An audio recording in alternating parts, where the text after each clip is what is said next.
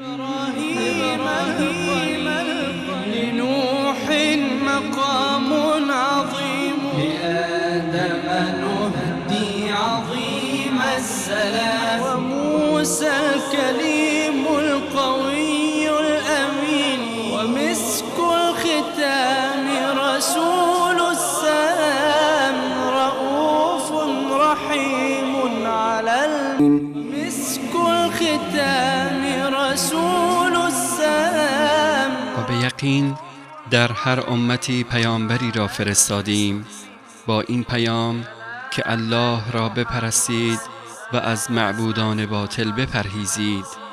الله گروهی از آنان را هدایت نمود و برخی از آنان سزاوار ضلالت و گمراهی شدند.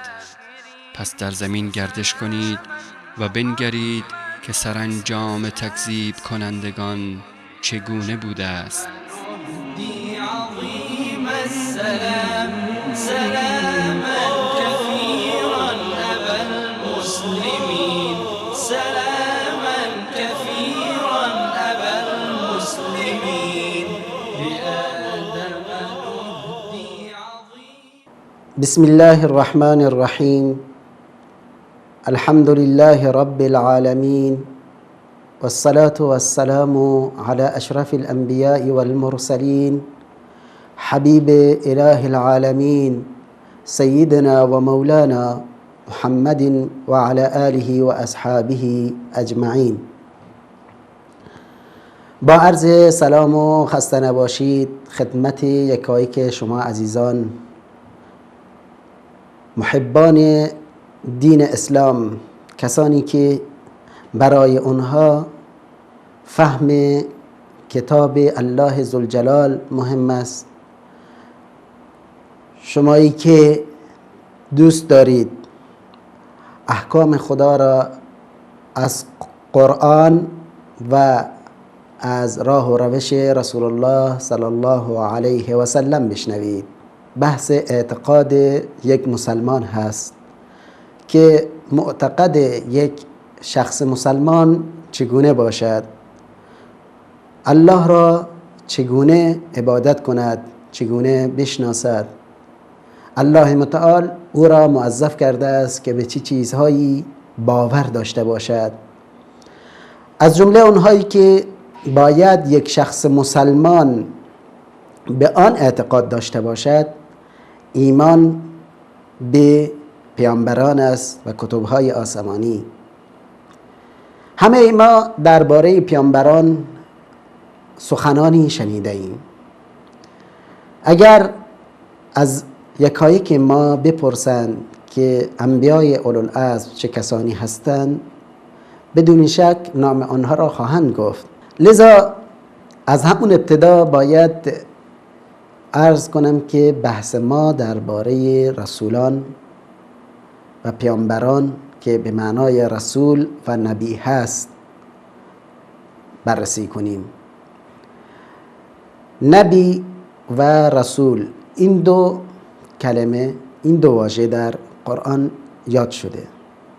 خب به چه معناست؟ آیا رسول همون معنای نبی را میدهد یا متفاوت هستند؟ و ویژگی های انبیا چه بوده است؟ خصوصیات اخلاقی آنها، خصوصیات ظاهری آنها، به چه چیزهایی مأمور بودند و چه کارهایی از آنها سر میزده و اختلافاتی که بین آراء علمای اسلام هست بیایم بررسی کنیم و در این زمینه قول راجح و اکثریت علما و اون نخبگان اسلامی که بر اون بودند را با هم دیگر انتخاب کنیم. همون گونه که در قرآن کریم به مرات میشنویم که الله متعال به ما فرموده است که ایمان به انبیا داشته باشیم. قبل از اینکه وارد معتقد مؤمن بشیم بیایم بررسی کنیم که رسول و نبی به چه معناست. نبی از نبع گرفته شده، یعنی خبر مهم. در قرآن از لحاظ لغوی بدین معنا آمده است. شروع سوره این گونه است: عما یتساءلون عن النبأ العظیم. از چی میپرسن؟ از خبر بسیار عظیم. پس نبأ در قرآن به معنای خبر بسیار مهم، به معنای خبر یاد شده است. و همچنین خداوند در آیه 49 سوره هجر می‌فرماید: نبئ عبادی انی انا الغفور الرحیم. ای رسول الله، ای محمد امین، بندگان من را با خبر ساز. نبئ عبادی انی انا الغفور الرحیم، به درستی که من بسیار بخشنده و مهربان هستم. واژه رسول از لحاظ لغوی که بیایم بررسی کنیم به معنای فرستاده است، به معنای فرستاده شده. در سوره مؤمنون آیه 44 الله متعال این گونه می‌فرماید: ثم ارسلنا رسولنا تترى كلما جاء امة رسولها كذبوه فاتبعنا بعدهم بعدا وجعلناهم احاديث فبعدا لقوم لا يؤمنون. خداوند در این آیه می‌فرماید: ثم ارسلنا رسولنا تترى، سپس فرستادیم پیامبران خود تترا، یکی پس از دیگری. یعنی همیشه خداوند برای اقوام مختلف و ملت‌های مختلف پیامبرانی و رسولانی میفرستاده است. ثم ارسلنا، سپس فرستادیم رسولنا تترا، پیامبران ما را یکی پس از دیگری. این معنای رسول و نبی از لحاظ لغوی. اما این سوال در ذهن من نوعی ایجاد میشه که رسول به چه معناست و چرا اگر این دو در قرآن نام برده آیا معنای متفاوتی دارد؟ آیا منظور وقتی خداوند در قرآن فرمود رسول همون نبی هست و نبی همون رسول هست یا نه تفاوت دارد؟ از لحاظ معنای اصطلاح شرعی معنای تفاوتی دارند، هرچند که برخی از علما و اندیشمندان جهان اسلام بدین باورند که رسول و نبی به یک معنا هستند. اما درباره اینکه آیا رسول و نبی دو معنای جداگانه هست بین علما باز هم اختلاف شده. بعضی ها گفتن رسول کسی هست که نبی هست، یعنی رسول یک مرحله بالاتر از نبی هست، یعنی علاوه بر این که خداوند او را برگزیده برای کارهای دینی و امر الهی و بهش وحی شده، موظف هست که به دیگران هم این دین برسونه. اما نبی کسی هست که فقط خودش موظف هست که عبادت خداوند میکنه و موظف نیست که به دیگران دین رو برسونه.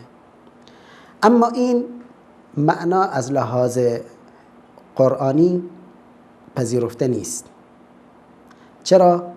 چون در قرآن بارها شنیده ایم که رسول و نبی با هم مترادف آمدن. در وصف پیامبر موسی خداوند می‌فرماید که پیامبر موسی رسول نبی، هم فرستاده است و هم نبی. اگر معنای نبی فقط خودش هست، باید بدین معنایی که الان تعریف کردیم باید اول می آمد نبیاً رسولا. بدین معنا که برخی از علما و دانشمندان اسلام این معنا را نپذیرفتند و ترجمه دیگری از لحاظ اصطلاحی دارند.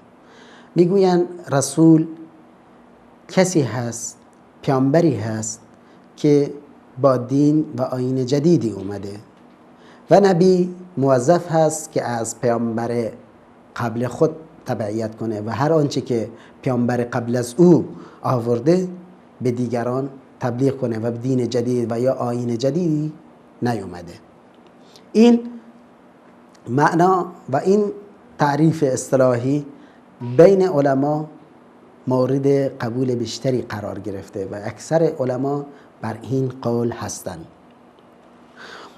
خداوند در سوره حج آیه 52 می‌فرماید و ما ارسلنا من قبلك من رسول ولا نبی الا اذا تمنى القى الشیطان فی امنیته. در اینجا عطف شده من رسول ولا نبی و ما ارسلنا من قبلك من رسول ولا نبی.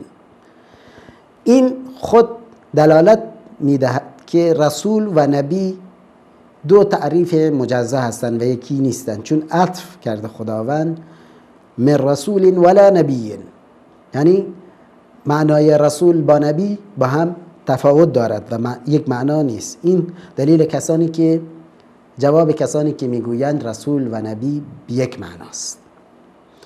در حدیثی رسول الله صلی الله علیه و سلم فرمودند عرضت علی الامم فرأيت النبي ومعه رهيت والنبي ومعه رجل والرجلان والنبي ليس معه أحد والنبي ومعه الرجل والرجلان والنبي ليس معه أحد.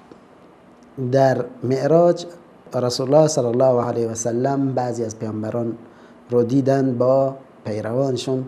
رسول الله فرمودند که من پیامبری را دیدم که با او مقدار کمی از مؤمنین و پیروانش بودن و پیامبری هم دیدم که یک نفر یا دو نفر بیشتر باهاش نبودن و پیامبری دیدم که با او هیچ کس نبود و خودش تنها بود. اما گذشته از این تعاریف بحث اینجا مطرح است که حالا ما معنای رسول و نبی دونستیم. ایمان به انبیای الهی یکی از اصول ایمان است.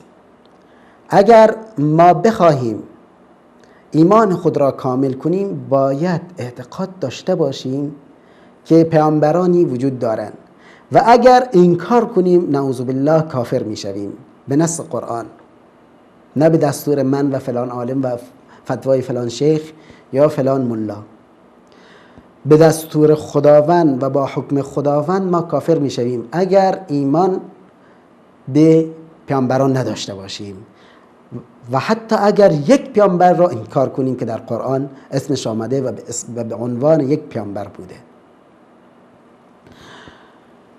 ایمان به پیامبران از اصول ایمانی هر شخص مسلمان است، همون گونه که الله متعال می‌فرماید در سوره آل عمران آیه 84 قل آمنا بالله وما أنزل علينا وما أنزل على إبراهيم وإسماعيل وإسحاق ويعقوب والأسباط وما أوتي موسى وعيسى والنبيون من ربهم لا نفرق بين أحد منهم ونحن له مسلمون. بگو که ایمان آوردیم به خدا، بگو ای محمد که ایمان آوردیم همه ما به الله و ما انزل علینا و بر آنچه که بر ما نازل شده است از کتاب‌های آسمانی و ما انزل علی ابراهیم و بر آنچه که بر ابراهیم و اسماعیل و اسحاق و یعقوب و فرزندان یعقوب و به آنچه که به عیسی و موسی داده شده است و لا نفرق بین احد منه و نحن له مسلمون. بین یکی از انبیاء الهی تفاوت قائل نمی شویم و همه اونها برای ما عزیز هستند. این بدین معناست که هر شخص مسلمان که به قرآن و رسول الله صلی الله علیه و سلم ایمان دارد موظف است که ایمان داشته باشد به خداوند، به رسولانش. چرا؟ چون خداوند برخی از اون انبیا را در قرآن نام برده و من مسلمان موظفم هر آنچه که خداوند دستور داده به اون ایمان داشته باشم. در آیه 136 سوره نساء الله متعال میفرماید یا ایها الذین آمنوا آمنوا بالله و رسوله، ای کسانی که ایمان آورده اید. اشاره به ما هاست، به مای که ادعای ایمان و اسلام میکنیم. یا ایها الذین آمنوا، ای کسانی که ایمان آورده اید. آمنو، ایمان بیارید. به چه کسی؟ بالله. بعد و رسوله والکتاب الذی نزل علی رسوله، ایمان بیارید به الله و رسولش. خداوند در آیه میفرماید یا ایها الذین آمنوا آمنوا بالله و رسوله والکتاب الذی نزل علی رسوله، ای کسانی که ایمان آورده اید ایمان بیارید به خداوند و پیامبرش و بر اون کتابی که بر پیامبر نازل شده است. والکتاب الذی انزل من قبل، و کتاب هایی که قبل از قرآن نازل شده است. این خطاب به ما مسلمان ها هست که ای مسلمان باید ایمان داشته باشی به خدا، به رسول الله و به قرآن و به کتاب هایی که قبل از پیامبر ما نازل شده است. و من یکفر بالله و ملائکته و کتبه و رسله والیوم الاخر فقد ضل ضلالا بعیدا، کسی که کفر بورزد به خدا و رسولش و ملائکه و کتاب های آسمانی، همانا که گمراه گشته است، گمراهی از آن او شده است. چرا؟ چون لازمه ایمان به الله این است که هر آنچه که الله به ما خبر داده قبول داشته باشیم، نه اینکه هر آنچه که عقل من پذیرفت قبول کنم و هر آنچه که عقل من نپذیرفت نپذیرم. این بدین معنا نیست که ما اراجیف و کتاب های آسمانی قبل از ما که منحرف شده است بیاییم اون اسرائیلیاتی که در تورات و انجیل هست به خود بقبولانیم که اینها از دین ما هست، بلکه خداوند بصراحتا گفته است و من یکفر بالله و ملائکته و کتبه و رسله والیوم الاخر، کسی که کفر بورزد گمراه گشته و گمراهی هم نتیجه اش آتش جهنم است. نعوذ بالله. مبادا بگونه‌ای با آیات و سنت رسول الله برخورد کنیم که نتونیم از جواب آن در بیاییم و روز آخرت هم به ما بگن جهنم منتظر شماست. نعوذ بالله. رابطه ای که بین ایمان به خدا و ایمان به رسول هست، اگر من به خداوند اعتقاد داشته باشم، خب سوال برای هر شخصی مطرح می شود که ای انسان که ادعا می کنید خدایی هست، کی به شما خبر داده که خدا هست؟ کی به شما خبر داده که اللهی وجود دارد؟ مجبوریم بگوییم که پیامبرانی اومده‌اند و خداوند به اونها وحی نموده تا ما را با خبر سازند که اللهی هست و نحوه عبادت را به ما آموختند که چگونه الله را عبادت کنیم. به ما آموختند که اخلاقمون، رفتارمون با سایر دوستانمان، سایر هم‌نوعانمان چگونه باشد، با مسلمانان چگونه باشد، با غیر مسلمان چگونه باشد، رابطه ما با کودکان چگونه باشد، با بزرگترها چگونه باشد. همه اینها الله متعال از طریق انبیا به ما رسانده است. اگر ما به رسالت ایمان نداشته باشیم، خب سوال مطرح می شود که ایمان شما به خدا از کجا آمده است؟ پس لازمه ایمان به خدا این است که ما ایمان به رسالت و پیامبران الهی هم داشته باشیم. در جواب بنی اسرائیل خداوند در سوره انعام آیه 91 می‌فرماید و ما قدر الله حق قدره اذ قالوا ما انزل الله على بشر من شيء قل من انزل الكتاب الذي جاء به موسى نورا وهدى للناس تجعلونه قراطيس تبدونها وتخفون كثيرا وعلمتم ما لم تعلموا أنتم ولا آباؤكم قل الله ثم ذرهم في خوضهم يلعبون. هنگامی که بنی اسرائیل گفتند اذ قالوا ما انزل الله على بشر من شيء، یهودیان در جواب رسول الله صلی الله علیه وسلم فرمودند که گفتند که خداوند اصلا چیزی نازل نکرده است. قل من انزل الكتاب الذي جاء به موسى نورا وهدى للناس، این کتاب توراتی که شما ادعای آن را میکنید چه کسی اون رو نازل نموده مگر همین توراتی که دست شماست؟ الله متعال بر موسی نازل نکرده که نور است و هدایت برای مردم؟ تجعلونه قراطیس تبدونها و تخفون کثیرا، آنها را در کاغذها و ورقهایی جا داده اید و هر آنچه که به نفع شما باشد آشکار میکنید و هر آنچه که به ضرر شما هست که اکثر اون چیزهایی که باید شما اعتقاد داشته به ضرر شما هست آن را مخفی میکنید. در جواب بنی اسرائیل خداوند چنین آیه نازل نمود و علمتم ما لم تعلموا، و چیزهای آموختید که نمیدونستید، نه خودتون و نه اجدادتون و نه پدرانتون. قل الله، بگو ای محمد اون خداست که بر پیامبر موسی کتاب تورات نازل کرد و بر پیامبر هم قرآن نازل نمود. ثم ذرهم فی خوضهم یلعبون، سپس اونها را ترک کن که در این گمراهی خودشون سرگردان و هراسان باشند.